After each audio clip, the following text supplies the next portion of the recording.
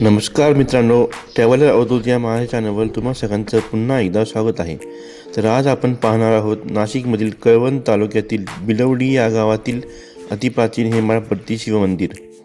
बिलवडी हे आदिवासी बहुल गाव असून या गावाच्या शिवारात पूर्वी 12 हेमाडपंथी शिवमंदिरे होती, परंतु त्यातील 11 मंदिरे ही पूर्णपणे ढासळून मातीत गाडली गेलेली आहेत. या मंदिराच्या परिसरात आजही शिवलिंग, भगवान विष्णू, शंकर, गणेश, भगवान महावीर यांच्या मूर्त्या आढळतात. त्या मूर्त्या येथील ग्रामस्थांनी गावातील एका मंदिरात आणून जपून ठेवण्याचा प्रयत्न केलेला आहे. परकीय आक्रमणे व कालौघात नष्ट झालेला हा ऐतिहासिक वारसा जतन करणे अतिशय महत्त्वाचे आहे. या एकमेव मंदिराचा विकास व्हावा अशी येथील ग्रामस्थांची इच्छा आहे.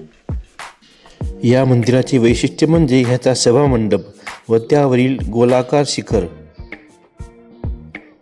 फुलांच्या पाकळ्यासारखे केलेले हे नक्षीकाम अतिशय विलोभनीय व पाहण्यासारखे आहे. लवकरात लवकर या मंदिराचा जीर्णोद्धार करून हा ऐतिहासिक वारसा जतन करणे अत्यंत महत्त्वाचे आहे.